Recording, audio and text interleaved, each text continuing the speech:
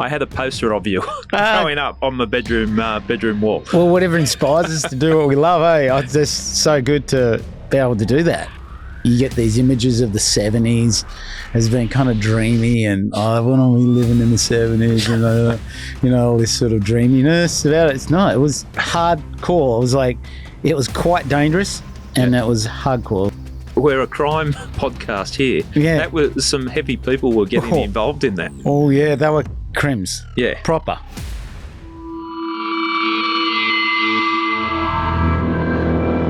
Tom Carroll, welcome to I Catch Killers. Yeah, thanks, Gary. That's a strange name to have a world champion surfer on, but Killer waves, maybe. Yeah. Well, you've ridden a few of them. Now, full disclosure, I've been a fan of yours since I think you won the Junior Pro in the 70s, didn't you? Wow, yes, I did. Yeah. The first Pro Junior that was ever held that had a sort of international tinge to it back in 1977, January 97-7. Yeah. I remember it well, and I'm a little bit embarrassed to say this, and I'm probably on a podcast that hundreds of thousands of people listen to. I shouldn't, but I had a poster of you going up on my bedroom wall. Well, whatever inspires us to do what we love, It's just so good to be able to do that, huh? Yeah. Someone printed that thing up and made it happen, so yeah, it's so cool that I had posters of surfers and just things that we love, and we just plastered them all over our walls, and I just love that. It was a different time back then in the 70s, wasn't it? Because you'd wait each month, the surfing world would come out or tracks, and then you'd just pour over it and wait for the photos. And you didn't, if you saw surfing on TV, you'd be surprised. It was amazing to see surfing on TV. I used to be so thrilled. Yeah. To see, like, on the news section, in the sports section, maybe there was a reporter on a contest or something, and you see your hero being interviewed or something. I was just like flabbergasted, man, that's surfing on TV. It blew you away. Well, there was a couple of, it might have been a Coca-Cola ad or something, and it was just a flash of surfing, and everyone would be talking about. Did you see that? You saw surfing, and so different times. I'm going to ask you first up. Like, you have been in the public spotlight since you're 16, and you're like rock stars, the surfing at that particular time, the era that you went through. What's it like living your life in the spotlight like you have? Well, it's can be quite intrusive, like on you. What you can make up if you just gone in really fresh and it's all happened pretty quick is that, everyone's wants a part of you. And so it becomes a little bit, if you're not ready for it, and you're not the type of person that likes to be around a lot of people, it can be very tricky and very dangerous. For me, it sort of lifted me out of my body a bit. I was sort of pretty, just on reflection now, that it was, I got stimulated by the interaction with a lot of people, and I like that because I like people in general. I like connecting, getting out there, but there's definitely, there's a part of me that sort of, there's an I didn't know when it was overkill, on the system, and then that's when I'd sort of,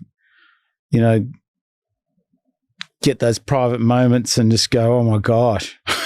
Well, you wouldn't really have those private moments when you're out and around the beach, like everyone would know you around the beach. So, and that was from an early age. At 16, there'd be grown men pointing at you, going, "That's Tom Carroll." So it must have been a bit confronting to start with. It was funny, and you couldn't go surfing without having kind of something attached to you. And surfing was, I did that from a young age, of course, and that was something I just loved doing. Didn't really have anything to do with fame. It was just that's what I love doing. That was your passion. I without the risk of sounding a stalker, I've already said I had a poster of you on my bedroom wall. I saw you about 2 years ago at Scott's Head, just down a bush track, walking to check the surf on the headland there, and I obviously recognised you had your cap on, and I sort of took a second glance. Fuck, that's Tom Carroll. And I had some mates there, and there was only a small group of people there, but everyone sort of looking, going, Jesus, that's Tom Carroll. Like, you're still getting it to this day. Yeah. That's that type of thing. You'd never, and that's a bush track. You'd think you'd be safe there, but there's idiots like myself looking, going, shit, that's Tom Carroll. And it's totally cool. I'm totally cool with it. It's like, it's definitely today, it's not at that historical level. It's more like it's just a really nice interaction with people in general. Like 99% of the time, it's a really genuine connection with people, and it's nice to see people get uplifted. Yeah, well, that's by a good way your of interaction, and I think that's a real beautiful gift to have, is to be able to sort of lift people's spirit. And I think that's kind of been part of my MO all the time, but I kind of went over the top with it at times too. Well, there was some wild days, but like getting back to that, like at Scott's Head, I was away with some mates. We're going on a surf trip. We're just trying to relive our youth. But we're talking about, because you were there with a van, and it looked like you were doing the same thing. You're just on a surf trip, and we were saying, how cool's that? What this bloke has been through, and he's still finding joy in just going up the coast and a couple of boards in the back of a van. Yeah, was it? There was a really nice swell that day. Yes, they had a really nice swell coming around the corner. It was just beautiful. Yeah, light. Offshore, and it was just a really special day.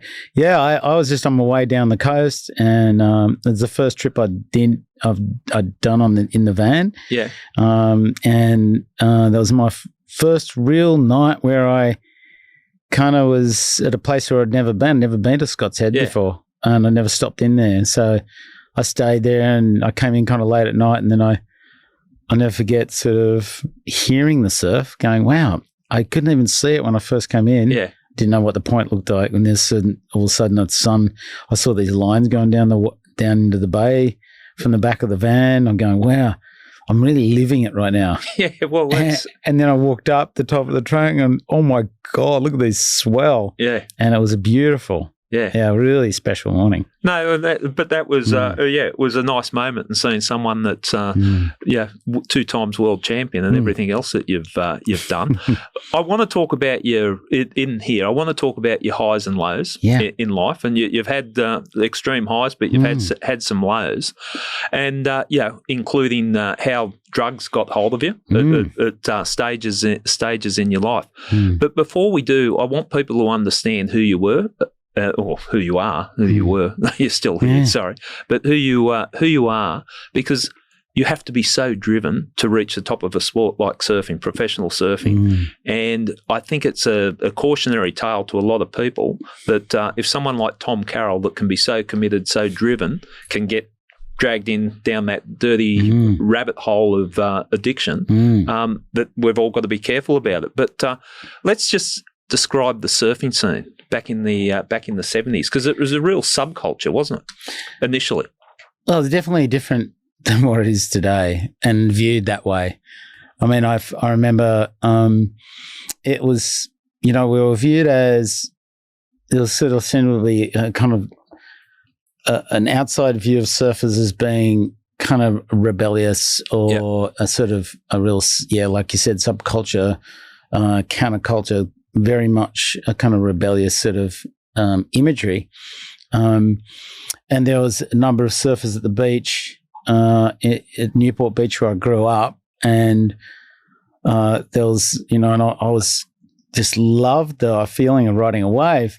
But it had, the whole social kind of aspect of it was, there was just groups, and, I started surfing with a bunch of boys, and we hung out in front of Newport Surf Club, and there was another bunch of older guys that sort of ruled the break up towards the north end, called the Peak. Definitely a pecking order. Yeah, so there was this pecking order going on, and then there was a bunch of other older guys who were riding motorbikes and surfing, and they were like, doing wheel stands down the car park, and it was like, kind of have a very raw experience compared to today.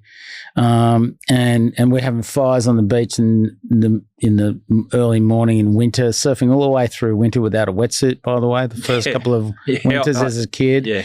And just using a rugby jumper, Newport Breakers rugby jumper. That worked well, didn't it? Well, it chafed me, and I just said, and I didn't have any board shorts. I had like a cut-off pair of jeans, and they used to chafe me really bad. But then, used to just have a fire on the beach to warm us up in between a couple of waves. Yeah. So that's how we kind of kicked off those early morning surfs. And I used to get up early as naturally an early morning guy person. And then, but I didn't know what was happening in the background, like in my local town, and I started to get revealed in the 70s, that my father was really happy that we were out there doing our thing and doing whatever we loved, as long as we were going to school. He never let us have a day off school. And the difference about going to school was that I get to school after, I got entered into some competitions, and I'd go out and, win a state schoolboys competition on the weekend. I'd come to school. And at the assembly at school, there was no such mention of surfing. Right. Or any sort of surfing, like at all. In fact, it's a long way off. And there'd be just the local netball team won their thing, and they just won a little local thing, and they're up on the podium, up on the school assembly being awarded something or some recognition. Surfing wasn't recognised. Surfing was recognised. And then I'd go and win an Australian national one, and then they just I could feel that sort of the separate feeling of that. And I thought, at some point I'd really like to make a big change to this. Well, that's the interesting part about your career, and we'll talk into it, how it evolved. But you were sort of, other than with the generation before you, Rabbit and those guys, and Peter Townsend pushing the professional circuit, you really came into it at the time when it took off. But talking about that culture of surfing, it wasn't something like, your parents didn't want you hanging around with a surfer. That type of because they had the image of the vans going up and down the coast and just causing trouble, not abiding by things. But there was a rebellious nature to it, wasn't there, in surfing? Well, particularly between the Surf Lifesaving Club and surfers, there was a big big divide there. Even though we became members of the Newport Surf Lifesaving Club when they kind of needed members, and we kind of crossed the bridge a bit early in late part of the 80s, early in the day, really. But there was so many other things in the background happening in society and young people in that day. There was of course, you had the Vietnam War, you had all that sort of stuff that was going on. There was a lot of breakdown in sort of, escapism going on and so on. It was almost an alternate lifestyle that you could drop out and go surfing. Well, that was it, and on top of that, there was drugs involved in that too. So a lot of surfers would fall into that sort of thing. And in one particular in our local area was heroin, and that was pretty interesting watching kind of one of my favourite surfers as a kid just checking out. Yeah. And I didn't know what was going on for him, but he was just checking out. And then a lot of that was going on. It wasn't just a little bit at Newport. It was across the board. So, but as a kid, I just went, I don't want to check out. I want to dive in. It was confusing times, wasn't it? Very. With you're looking up to that person, and then they're not really. There's not much to look up to now once they've been on the hammer. And, they're just dropping out. And like movies like Morning of the Earth, I remember seeing Morning of the Earth, and that sort of swung me to surfing. I watched that at school. School sport was washed out for a rainy day, and they put that on when and about 11 or 12 and watched that and gone, wow. But it was sort of, you felt like that was a way of living life alternatively. Well, that Morning of the Earth was an incredible movie, and it still is today. Just a great snapshot, sort of a documentary of how things were and how to be living as a surfer, and that was so alluring, wasn't it? It captured, and you just thought, I want a piece of that. I didn't really know what it was all about, but I thought, that looks like something worthwhile chasing. So, a bit about yourself, your family. You're one of the three kids, older brother, older sister, Joe, and I know that you lost Joe in tragic circumstances. Your father, Vic, was a newspaper man. Yeah, Vic Carroll. Vic, yeah. And your mum, who passed away when you were 7. Yeah. Did that have an impact? Big impact. My mother passing, and I didn't really understand that until a long way down the track. Yeah. Till I actually came into recovery. Yeah. From drug addiction. So, my mum. Yeah, she sort of started leaving me when I was 6 because she was going to hospital a lot and so on. So at 6 years of age, the brain it's not fully developed. So everything's quite abstract when your memory of your mother passing, and I noticed that it's quite amazing that she actually handed me a surfboard from underneath the bed her last Christmas. Well, our last Christmas all together. As a family, and she gave me a surfboard, and so it ends up still underneath me today, holding me in the ocean, and the ocean has been holding me ever since. Do you feel that connection from deeply? Yeah. And that's why I started surfing. I mean, to get really good at surfing, you have to spend a lot of time with the ocean and understand water. And at that time, when I've had that surfboard, and there was only a couple of months till she passed on that Christmas in 1968, and I kind of, took to the ocean like it was. Now I look back on it, it was just made. I was so lucky to be born in that spot. Yeah.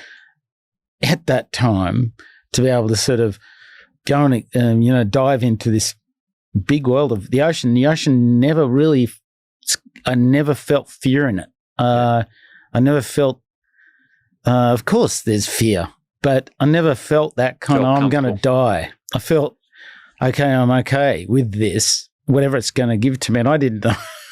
My father would quite often pull me out of the ocean. I said, I'm okay, Dad. He says, no, you're not. You're in a current. You're going out to sea. No, I'm fine. Like, I was just like that. So, and it's been quite an extraordinary journey in that regard, that I always felt held by the ocean, even if I was underneath a 30-foot, 40-foot wave. So it's not, and sometimes I could misconstrue it as being, I'm gung ho and I'm like this big, but no, it's just I'm connected to it. I felt that connection. I felt a very powerful connection with the ocean. And it's a beautiful metaphor for, for consciousness, really. And that's where I've come to today. But there's been quite a journey, and understanding, that there was nothing out of place. I could sort of dive into feeling like, this has been a really bad thing that's happened to me. But absurd. It's been nothing but pure love, because my mum gave me that surfboard knowing something that I didn't know, that she knew that I loved the ocean and something that there was going. I'm not sure whether she knew that she was going at the time, but I know that she knew that she was very sick. Yeah. No, it's a heavy situation to lose a parent at that age. Yeah. So surfing was you had your brother Nick, who was also, he's a couple of years older, but he was into his surfing too. So that was your focus, and then your social group was your surf crew, and you're a grommet, so you would have been, and explain to people, because some people listening to this mightn't understand the surf culture, but as a grommet at the beach, you pretty well get picked on by the older guys until you get to that point where you're picking on the people. Particularly back then, this is like, you're talking one of the most this very raw time, and you think about you get these images of the 70s as being kind of dreamy, and when are we living in the 70s? All this sort of dreaminess about it. It's not. It was hardcore. It was quite dangerous. And that was hardcore. It was like, and very, very raw. Like I said over and over, I'll say that over and over. It was very raw compared to today. Yeah. And so whatever's coming out, it's coming out. And if you're going down the beach and you had to be very much on guard to see what was going to happen and the type of people were there. And so it was a lot of like, okay, as a little guy, I'm just a little guy. Yeah. Like I'm a little human. I had to start to sort of, it was almost like I had to develop, connections with the older guys and certain people just to make sure that I had backup. So you just had to do that. You just as simple, it was a part of the jungle, right? Law of the jungle. So you get really good at that as a little guy. And you described the 70s, and I hadn't thought of it that way, but in this almost nanny world that we live in now, that you can't do this, can't do that. In the 70s, you did whatever you wanted. You didn't. All bets are off. Let's think about it. Even when you're young guys going away for the first time, you'd tell your parents, I'm just going up the coast for a week. They didn't know where you were or what you're doing or whatever. You'd just disappear. And you didn't roll up at the beach and told you can't camp here or you can't go out there. And Well, Vic, he used to, when we were 10, 11, 12, think about this audience, that he used to take us, he goes, okay, guys, just going to pack up some camping gear. Where would you like to go surfing? And I go, we used to go to Fraser Park, or we used to get into Wreck Bay down the south coast. And he used to just pack a bunch of provisions, and we get a mate or two that was willing. Yeah. And he'd just go, okay, drop us on a Saturday. We'll see you next Saturday. Yeah. And he'd just drop us there. He'd just come back and pick us up. So it was just, we were on our own, deal with it. Yeah. Deal with it. And that was it. I'm sitting here laughing because I know I got dropped down Giroa and then up around Crescent Head or whatever. Yeah, see you in a week. And the trouble you used to get up to, how you survived. It makes me laugh, but it was a different world, wasn't it? Was, yeah, and it was fantastic. I wouldn't swap it out for anything. I had a fantastic time doing it. Goannas would eat the food, and you just get into that sort of thing, and you just had like 50 cents, and you scrounge, you pull your stuff together, and you walk 10 miles to get to the store, and you could get like a white bun or something, packet of chips, boom. Yeah. That was it. and you last for a week. It was pretty chaos, wasn't it? It's funny thinking back those times, bring back fond memories. So there's a quote about your schooling. You're talking about schooling and surfing, and this is how big a part it plays. And I'll just read this quote out when you're referring to surfing and schooling. I did quite well at school before surfing, but then I put so much energy into surfing, there wasn't much left for school. Surfing was so real. If I had surfing in the morning and had caught some incredible wave or faced life and death situation that, like nearly drowning or something pretty hard like that, it's hard to pay attention to what the teacher was writing on the blackboard. So I pulled that quote out because I think it's pretty well understandable. You would have just been distracted by your passion for surfing. Yeah, I was an outside guy, and you had to be. And being inside a room, it felt very foreign being in a school classroom for me, unless it was some things that I really enjoyed, such as anything tactile, that I'd really sink my movements and body involved with. But as far as like looking at text and numbers on a blackboard, and a teacher relaying it verbally to me, I found it a very limiting kind of feeling within myself. I remember that and going, it seemed like everyone else is understanding this, but I don't get it. And I'd try to get some answers, but I was a shy kid. I wasn't fully outward at that point yet.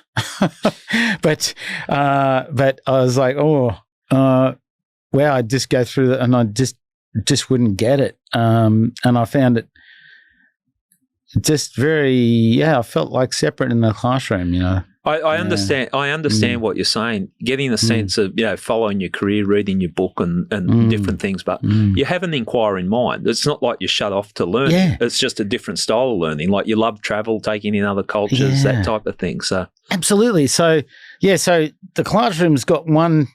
It's got a purpose for sure. Yeah. But if you're a type of person whose view is outward, like mine was out in the nature, particularly engaging with nature, and I just had that experience in the morning prior to going in. Yeah. I might have been a little bit more receptive at first, but I'd be pining. Yeah. I'd be looking out, seeing what the wind's doing. I'd be looking, I'd be trying to take a toilet break to see, what was going on. And I think people might find that hard to understand from if you're not a surfer, but I would explain that anything that you're totally dedicated to, passionate about, that every moment in your life you're thinking about it, that's the type of thing you're talking about, isn't it?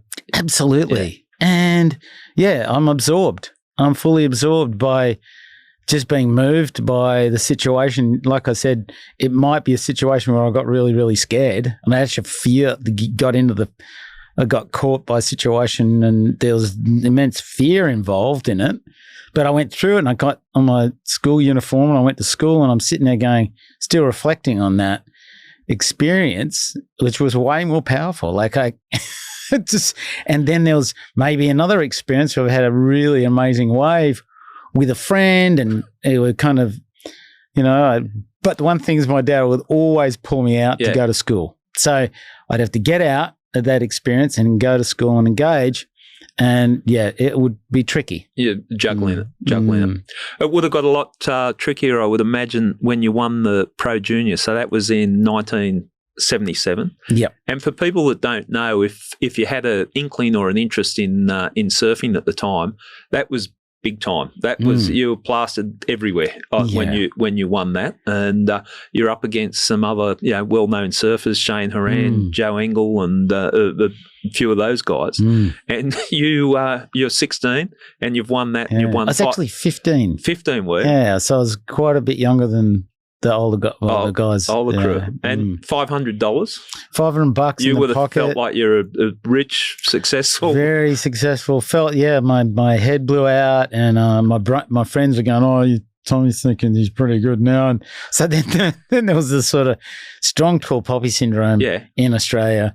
So I was like, there's no way, Tom, So it was kind of, I think that was good in many ways because it sort of kept me in check. There's a quote in your book. I thought I was killing it. I had recognition, social status, money. It wasn't a huge thing, but it was certainly something. My ego had been inflated, and the fresh male ego at that point wasn't acceptable in the group. And so the boys are just pulling you back down to earth. Yeah, and then they kind of, get out of town. They just want to see you kind of come back to their well, I don't want to say the level, just come back to a level that they can relate to. But down the track, when you want to get out there and into the world, you don't want to forget that, but you have to reach out beyond that at some point if you want to succeed out there and succeed in the world. It's interesting, isn't it? Because I think personally you'd acknowledge, well, it's probably good because it held your ego in check, but you want people that also encourage you to aim for the stars as well. Yeah. You don't want to be, no, I'm not really interested. I saw people that were good at sport, and sometimes people would drag them back, like if they're starring, because if he gets selected there, they're not. We won't see him anymore, or stuff like that. And I think that's sad. But it's definitely there's a tall poppy syndrome in Australia. But I would imagine your crew at Newport Plus would have kept you in line to a degree. And I'm still surfing today with some of the guys from back then. So it's really cool to still connect with them and wow, what a life! That's a great connection.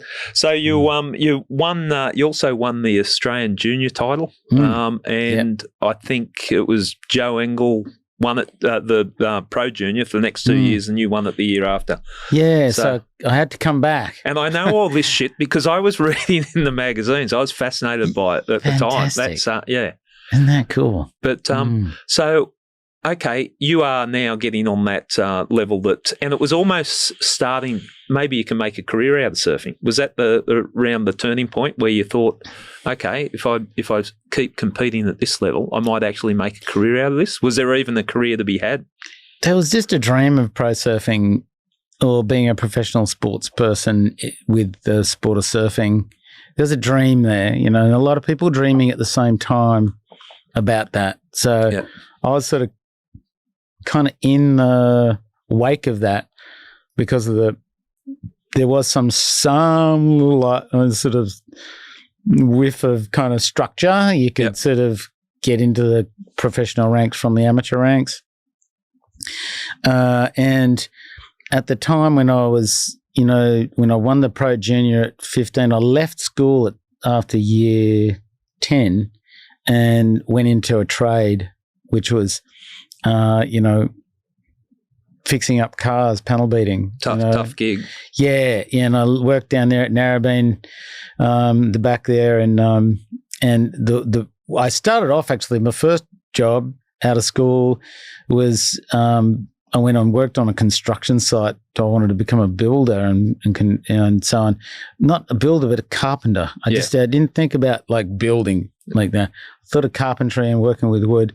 And the next minute I'm just, wheelbarrows of bricks and all that sort of stuff across little thin. Bricky's labourer. Yeah, fully. Tough gig. 3 solid days of that. And I'm going, I don't know, this is not what I thought it was. And the guy's ragging on me because I can't get 55 bricks in, and like walking along that timber platform, trying to keep the balance. I'll never forget that. I was toasted, and I thought, I don't think that's for me, Dad. And then I made a connection with this friend of mine who was from North Narrabeen, Greg Hodges, and his brother ran a panel shop in down in Narrabeen there near Powderworks Road, and I would I went and saw him, and he said, look, and I said, look, I'm going to have a week here and a week there off because to surf competitions, and looks like I'm getting some sort of recognition there. I said, yeah, no worries, Tom, you can have that time off, but you got to work, it's an 8.5 hour day, So I did 4 days a week, 8.5 hours a day, and I went to TAFE to Tech the other on the Friday, and that was $50 in the hand a week, and I kind of learnt, what I didn't want to do. By doing that, I learnt. I did that for about 1.5 years, almost 2 years actually, and I ended up going to work for another person at Brookvale.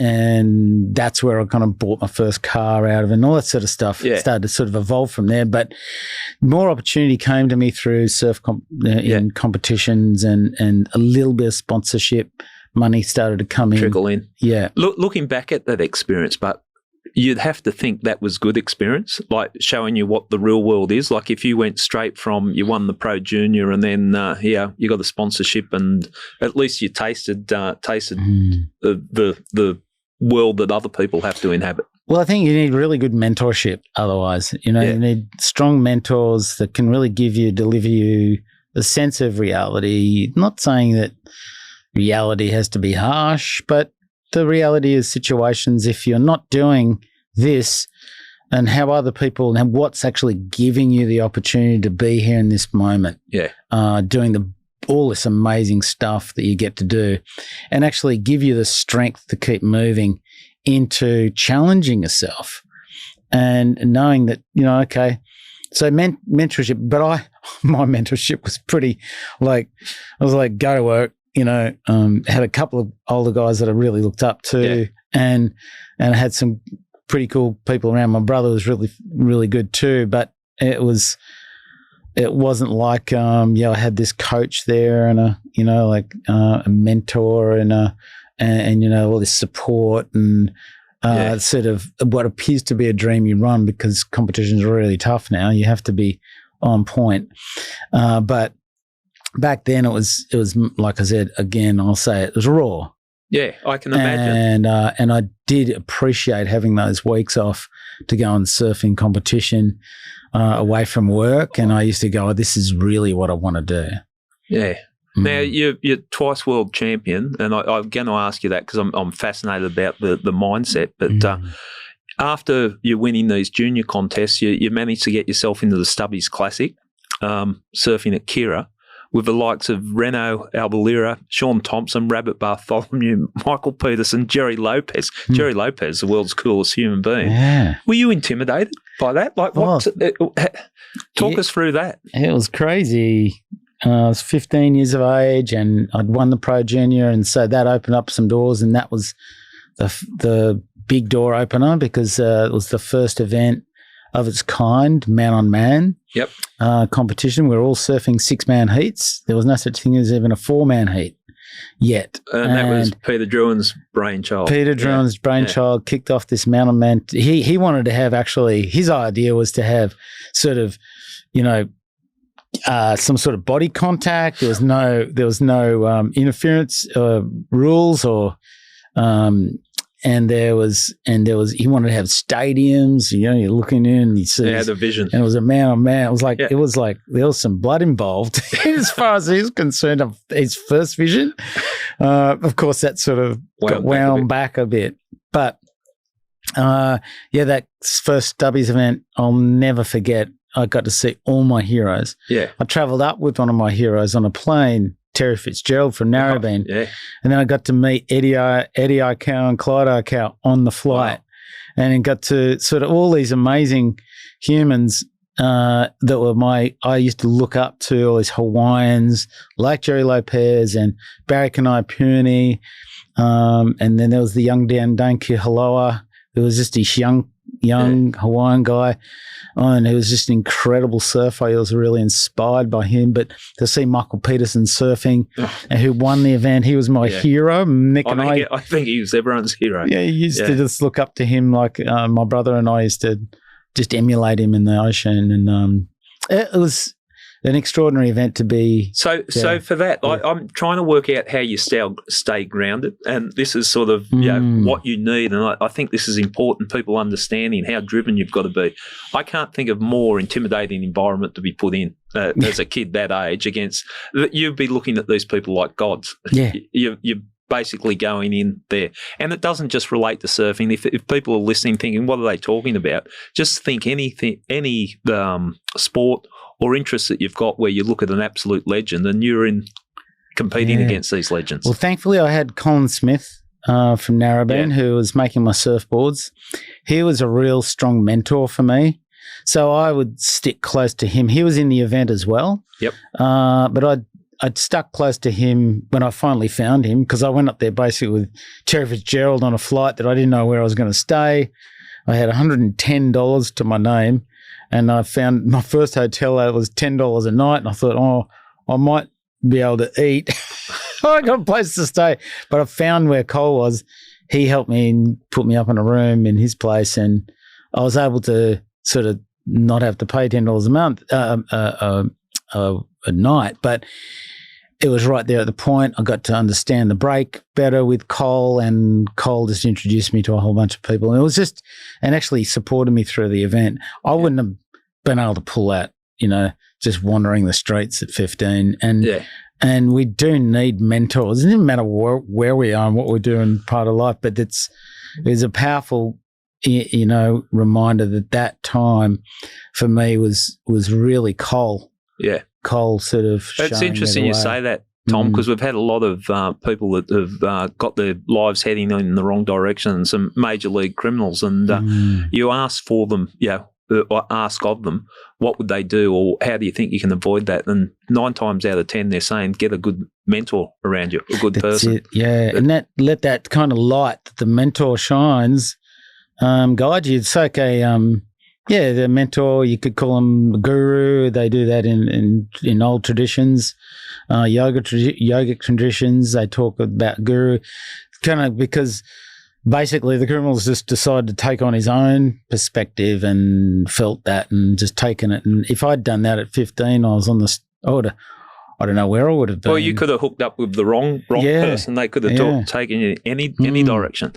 So you got to the point where the surfing was at that time where they were starting to go professional, like a professional circuit, so travelling around the world, and that's what you started doing, travelling around the world surfing. Yeah, and I want people like you. People might laugh and go, "Oh, world's luckiest human being," but they've got to understand what it takes to get to that level that you are travelling around the world. But tell us about that, because it must have been a crazy lifestyle. Definitely back then it was different because just the way travel was, and the way we used to sort of deal with our equipment while traveling, and how the airlines used to deal with us, and so on. It was a really different time. But to get to that point was also the dream that the vision that you started to have for yourself and where you'd like to be. My first trip out of the country overseas was to Hawaii when I was 16.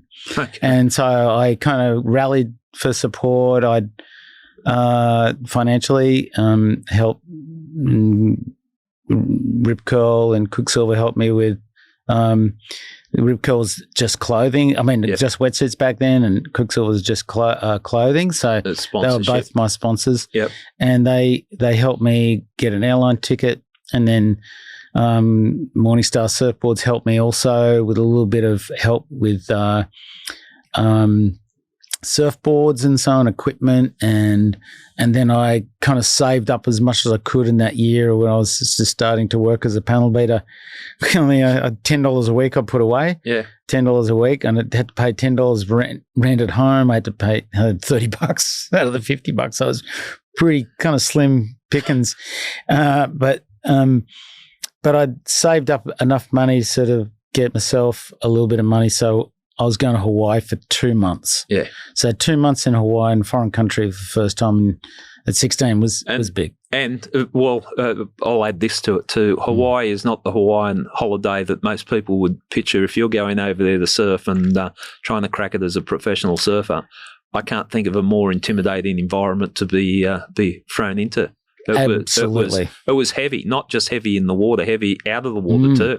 So as a kid like me, like freckly, they used to call people with freckles Howley rot. They had a Howley rot. Yep. So Howley is ha'oli means with originally the name ha'oli, heart breath without holy, without breath. That's how they used to describe Captain Cook's men. Right. Ha'oli. Okay. No, without breath, because they used to have all these tight stuff on, looked like they couldn't breathe. Yeah. Howley. So that's interesting. I didn't realise that. Howley. You cop that. Howley. Yeah. So, and that's how it is today still. So, but back then it was quite heavy because they'd just had this moments on the North Shore go down where these young brash surfers come to the North Shore to get all the exposure they can and use the North Shore as their launching pad into. And there were a couple of the Aussies and the South African. And so there was this moment called busting down the door and creating professional events, and which had already been happening on the North Shore up to that point. 1977 being the big year, busting down the door. Yeah. It's an event really that took place in the expansion of professional surfing. And we're a crime podcast here. Yeah. That was some heavy people were getting involved in that. Oh yeah, they were crims. Yeah. Proper. And that was because the Australian surfers and a couple of South African surfers had come over and disrespected the locals by saying they're better and that, and retribution was going to be swift and it was going to be violent. That's exactly what happened. And it was, I went into the next year, my first 1978, winter 1978-79, and you could cut the air with a knife. Tension. Yeah, and so as a young Howley kid, with my narrowbeam mentors, one of my mentors was Simon Anderson, who developed the 3-fin board. Yep. Was very, very, helpful to me. And I stayed with him and Al Hunt, who became one of the competition directors and directors of the ASP down the track. So you had some good people vouching for you. they were pretty hardcore. Especially to a 16-year-old little they're like not Howard, but the little kid that. And you would have had a reputation over there before you hit the shore because you made yourself a star over here, and then okay, let's see if you can really cut it. And there was some young Hawaiian guys that were sort of looking at me, and who I became friends with. So the nature of Simon Anderson and being with Simon was advantageous at that time because Simon was much more pulled back, and kind of dry, humid kind of guy, straightforward, cut the crap, and just let the surfing do the talking. He wasn't about sort of spinning the bow tie and doing that sort of stuff, which is all well and good, but in that environment it wasn't called for at all. Yeah. So being with Simon was advantageous for me in that regard. We'd go to surf breaks that Simon would paddle out with Simon. He was more respected, and so things like this really played in my favour to be accepted there. But not only that, I made friends with some of the younger Hawaiians, namely one Louis Ferreira, who is a big, tall Hawaiian, and he for his age, and he ended up coming and staying at my house in the family home and stuff when he used to come and surf in the Pro Junior event and for the events and stay with my friends in Newport. So there was a little bit of a cultural exchange started to happen when I met Louis that year in Hawaii, and we got on like a house on fire. Then I started to meet other Hawaiian surfers such as Michael Ho, Dane Kihiloa, and Mark Liddell, surfers like this who really kind of accepted me for who I was and just let me go surfing with them. And it kind of, there was a communication, an exchange there that was started to happen really naturally. Yeah. And so there was that stuff was starting to be put in the background, or kind of the threat of extreme violence. violence. That stuff started to get put on the past fairly swiftly. But even though the North Shore always had that element to it, and people weren't necessarily looking like they're having so much fun surfing for me. I was like going, everyone's like got this gnarly look on their face and they're not having that much time. I'm out there to have a good time. Well, I think it was sort of make or break for people over there. And so people are coming from all around the world, and then the locals are going, well, this is our patch and this is what we've been doing for a very long time. Who are you guys coming in? So, I could see it's intense. Your dream of chasing a world title. Was it what year did you win the world title? Was it 83, 84. So the year would sort of pass from like one. We'd start the tour in May, and then we finish it in Japan, and then we end up in Australia at the Coke contest. The Coke Classic at Narrabeen in sort of beginning of April. Okay. So it'd be sort of cross over the years. So that's when the ASP just started, and I won it in 83, 84, and then 84, 85. So back to back. So again, for people that mightn't follow the surfing or understanding at that stage, it was about competing all around the world, accumulating points, and the winner at the end of the day is the world champion. To get there, you would have to, you've got to possess something.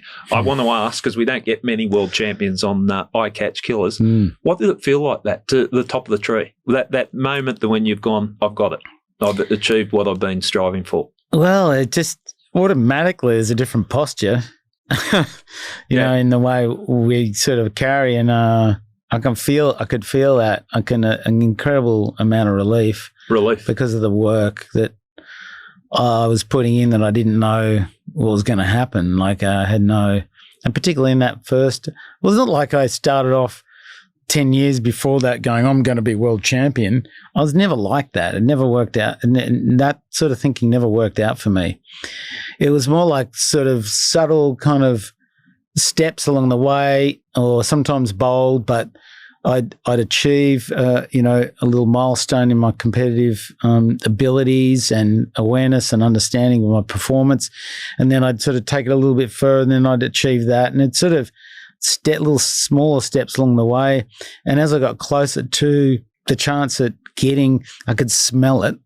You can't smell it, I couldn't smell it for a while, but I didn't realize what the smell was going to be like. But if it's sort of a way of sort of, describing the sensation of coming close to getting something that you've been aiming for, and focusing on, and I wouldn't say, you talk about belief. It was more like I could smell it. The experience of myself getting closer to it. I going, okay, I can possibly achieve this now, and then just sort of stepping up the performance no matter what. Sometimes, and you have doubt.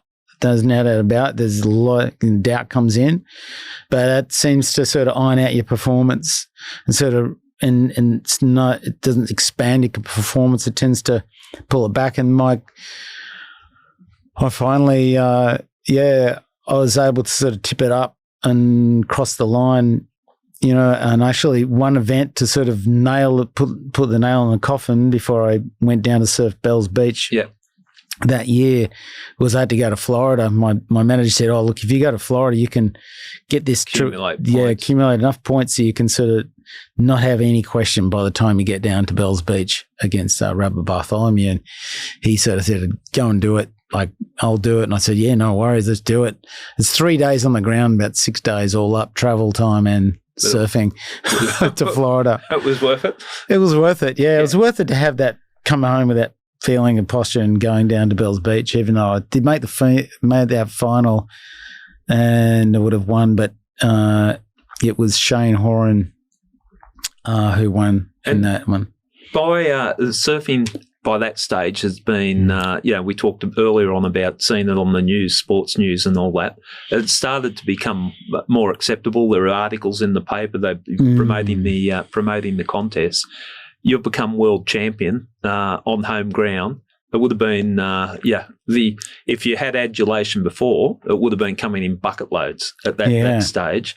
And the tour, and I would imagine, reading between the lines, like there would have been a lot of chaos and a lot of highs. And where did you start dabbling in the drugs? When did that come into play for you? Well, that came in earlier than that. Like, it was just something we just did for fun. Like, I was addicted to anything. I was on the path to become really good at surfing. So there was nothing. Yeah.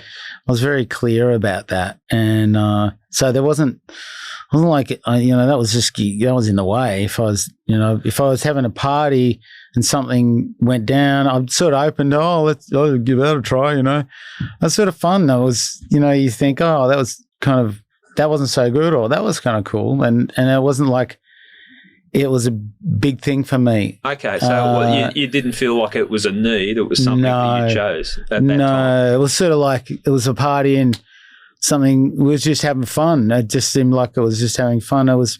And so a little bit of drink. I wasn't really a big drinker, but, every now and then I'd have a bit of fun with my mates, but I wasn't ever really a big drinker. Was it for you personally, was it a way of letting off steam or just decompressing? I think partying is that. Came into play. Yeah, it's just sort of releasing that energy that sort of pent up. And I think that's why we kind of set up social situations where we can sort of let loose, And I think, and that's that's how it all kind of kicked off. But I was introduced to smoking pot when I was like really young. Yeah. And I didn't really like that. It didn't really didn't really gel with me. And then I was introduced to cocaine when I was like 18 whilst in Hawaii. Yeah.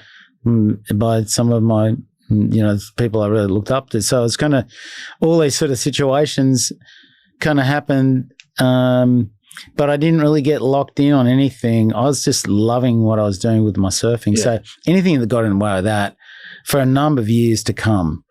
Right. Yeah, okay. For a number of years to come. Slipped in. So to get to that as like a world champion, and again, so it's, we've abbreviated, a decade of hard work. Yes. We've condensed it. But, injuries. Like you were renowned for your injuries, some worse than others. But just rattle off very quickly some of the injuries you've had in pursuing the goal of a professional surfer, because it's a contact sport in that regard. Fully. Yeah, well, you got basically a machete underneath your feet that's just whirling around in the whitewater or kind of close by pointy ends and sharp ends, and so, and you've got reef, and you've got other surfers, and you've got abrupt, shallow situations on sand. Even could be very, very dangerous. Yeah. So, got a lot of opportunity for the body kind of come under severe, hits. And I think I went through a phase from about 16 through to about 19 where I was very accident prone for some reason. I just get knifed by my board here and there, and I was pushing it in bigger waves with my buddies when I was 16 and obliterated my right knee up at the Central Coast, just north of Sydney, and that was a full ACL pop and medial ligament pop, and all sorts of other stuff went haywire, and I didn't know. And that I've got a prosthetic knee in there now, but that was a big one because that I didn't get that any surgery for 4 years because we didn't know. And the first surgeon that I saw he had a bow tie, and he looked across the desk like this, and he didn't even, the guy, he's got long hair and he's just a surfer. He doesn't hurt, doesn't get any injuries like a rugby player. So he sort of, I can understand where you're coming from. He didn't even exam that, make an examination of the knee. What sort of injury could you get from surfing? And you just go, well, keep it wrapped, Sonny, and come. It'll be okay in about 6 weeks' time. You'll be fine. Just keep, my nurse will measure for crutches, and 4 years later, many dislocations down the track. But other things that will go on. Yeah. Head hits. I had a board hit my stomach. My best buddy. I'd just been to Japan for the second time, and I came home and I was really looking forward to being at home, and I literally the first surf, and his ball went straight into my stomach, pushed my stomach against my spine, and then opened it up, and I had a ruptured stomach. That could have been fatal. That could have been. Well, if anywhere else, I was on the Northern Beaches, and so luckily enough, there was the Queen's gastric surgeon was in Bayview. That was lucky. And got called to the hospital. Yeah. And Dr. Greenwell, and he sorted me out. Yeah. Thankfully, because that was a real big one. Yeah. And but just things like that, just random situations. Right. I won't mention the fact you had a board up your ass too. Yeah, you don't want to have that. I wouldn't wish it on my worst. We won't go into details. We'll discuss some terrible things on this podcast, but that one sounded like it hurt. No, you get anything up there, you know about it really fast, and it's got a lot of complications. So that wasn't pretty, and that was in Japan. Yeah. So that was in the middle of nowhere on an island, Japan, and it had ramifications down the track. Yeah. So that was very tricky. Okay, so that gives a sense of the type of thing that you put in. It's not just rock up to the beach. If you don't understand surfing, rock up. You're a professional sportsman. You started training like a professional sportsman. Getting yourself fit, conditioned, which you have to be extremely, extremely fit. You won the second world title, so back to back, which is a pretty impressive feat. How was Tom Carroll at that point in time? Were you what's left to chase in life? Because I wonder if someone's chased a dream and you've grabbed that dream, do you get a little bit disillusioned or? For sure. I don't think I was driven to be I'm not a 24/7 competitive person. Yep. As such, I know people like that. My brother's just like that. Yeah. Kelly Slater, very much like that. 24/7, loves a competition. Let's work out how I can get better at this so I can get to that, and watch this person and study this. So I wasn't so much like that, even though I studied, how I could improve my competitive performance, how I could improve my ability to sort of be in with the best possible surfer that I could be and improve that. But as far as breaking all the records, I wasn't sort of like that in essence, but so there was a point where, this feels kind of good, I'm satisfied. So it's a point where you may get satisfied in that arena, and you've got other ones nipping at your heels. And if as soon as you have that little bit of, they can smell it. Yeah. And they can sense it. So they kind of, because they're very hungry. It's a wolf pack, isn't it? Absolutely. There's no doubt about it. And they'll seize on it.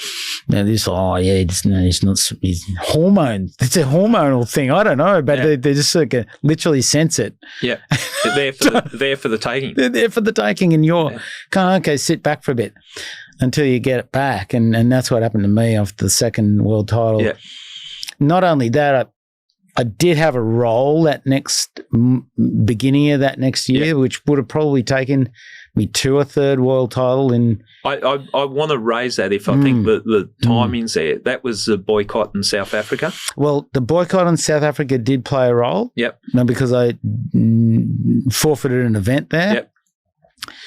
But I was on such a good roll. I'd won the first two events. Yeah. Clearly was feeling really good. Got a good start. Which was in Japan and in a wave pool in Allentown, Pennsylvania. Our first wave pool event on the tour. And it was not the last event I thought I'd ever win, but I was fit and strong and focused. All the work, 2 years, and I had a very strong posture. Then I went back home training like a demon. I felt really good, very strong. And there was a little bit of a lot of sort of aftermath from making a decision on South Africa that I wish I had a mentor around that at that time. But at that point, I did get an injury in that right ankle, which was syntendinosis, where the two bones, the tib and fib, separate. And they didn't really know what was going on. So back then, it just sounded like I broke the leg. I'm going, man, the thing made a big pop. Yeah. And I can hardly walk on it. Something's going on. They said, doesn't seem to be, It took me 6 months to come back. So that sort of stopped me. That stopped. And you can't surf without an ankle. No, well, you can't surf. So, and even the slightest little discomfort in the ankle sets off a whole bunch of... Puts your body out. Just sets a whole lot of... Everything that goes to sleep in the ankle. Yeah. It just goes, we're going offline. And so... And that really stuffed things up. Made it a bit harder. So South Africa at the time, it was, what was going on there was across the world, that it was apartheid and people weren't standing for it. Nelson Mandela was still in prison and there was outrage about what was going on in South Africa. A lot of nations chose to ban tours, sporting tours there, football teams, cricket teams, that type of thing.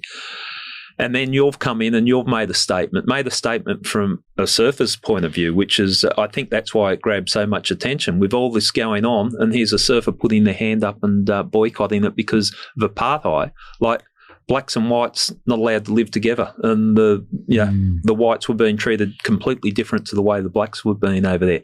Is that the thing that confronted you when you toured over there? Well, it always confronted me, the way the whites would treat them, how people can treat each other like this. I was dumbfounded, and I could see there was some sort of idea that the whites were superior. That's how they felt, and that's why they imposed themselves upon the Africans and even the Indian population. So there was a sort of 2-3 tiers. There's the whites, and then there's the coolies, and then there's the black African. Yeah. So he had this sort of idea that this is the way life is, and then I'd go down to the beach, and there'd be the whites beach and the blacks beach, and there'd be, only whites can go in the cafe here, and then you can stay here if you're coloured, and so there's separation everywhere. One moment was very powerful for me when I was down at Jeffreys Bay, and we went into the local. It was like a pub, but it's not a pub. It was like a hotel, and it had a bar in it, and some food. And we'd been surfing with Dane Killoa from Hawaii, who had dark skin, and he wasn't allowed in to join in with us. Yeah. And then there was another surfer called Steve Wilson from Maroubra, who was with us, and he had a slightly dark skin. Yeah. He wasn't allowed to come in. So we had these situations which were really right in front of us. Confronting, you can't ignore it, can you? And that was powerful for me, that this line, the exclusion line, the I'm exclusive, and it just didn't sit with me very well at all from the get-go, but I tolerated a few years of competition there and went in there as a competitive surfer, and but I found it but that's and that sort of ties into, I mean, it's everywhere in the world. We all have our bias, we all embed it. Can start and escalate into something like this. That's extreme, but I understand, and full credit to you. Yeah, that made a stand on something that needed to be addressed. So, again, it was very much in the news about. It was very much in the public arena. I was in the public arena. I was a world champion twice. Very much the forefront of surfing, and I was doing a lot of stuff outside the sport to remain, to lift the profile of the sport. But one thing I remember contemplating it a number of times throughout the years, traveling to South Africa, going, and I knew this wasn't such a good idea that we support. And inside myself, it didn't feel right, and didn't get any better. It just didn't sit right with you. Didn't sit right in what I saw and so on. I thought this isn't going to end well, the way people are treating each other. Yeah. And perhaps as a world champion, you feel empowered to do something. Responsibility. A responsibility that's a lot higher than you, and as a one little person, you can maybe make a difference here. Yeah. and do something. And so I didn't want to be seen to support the regime at all. I didn't feel, and that's what you were being plastered as. By you going over there competing, you're supporting this and and it was getting, the tensions were rising on that, and it was very much in the public eye for a number of years before that. So I thought, okay, now's the time. Can't get any better than being a two-time world champion. You got a platform. And I got a platform. I can make a difference here and let it be known. I'm doing this from a humanitarian point of view. I'm not here trying to grandstand anything. I'm just saying I'm not supporting it. And this is not for me. And that made a lot of backlash. A lot of people going, oh, well, you're doing it for this, you're doing it for that, you're doing it. There's a lot of all that. I can imagine if social media was around, it would have been. Oh, you'd be attacked left, right, and center. All sorts of stuff. But I had to, because I wasn't a really clear communicator back then. I was still just a surfer kid. And I was, but it was your instinct that felt the right thing to do. Bingo. And I know what you say with social media, but if comments count, this is comment from the top that the Bob Hawke, the former Australian Prime Minister, said about your boycott there. There is no better example in history of Australian sport where a champion has been prepared to put principles so manifestly in front of his or her own interests. Fuck, that's pretty cool. Isn't that cool? Yeah. So that's touches a little point for me. That was a really amazing to have Bob's support. Yeah. At that time, I really needed it. And it was genuine. So that's, and I think that's accepting the responsibility of a world champion, and truly trying to make a difference. And for a kid from a kid that just grew up and wanted to surf with his mates, that's pretty heavy stuff. You think about it. How the hell did you get there? No, all of a sudden I'm up here going, I'm on the world stage here now. Yeah, that's it. It's on. Yeah. It's crazy. All right. Well, look, we might take a break now, and we'll come back and we'll talk about. I think people now have got a sense of who you are, and how committed and driven you are, and I think they'll be surprised, or it'll be a good learning experience for everyone. How drugs can get hold of you and take you down that hole without you even realising it until it's almost too late. Bingo. So we'll be back soon. Okay. Cheers, Tom.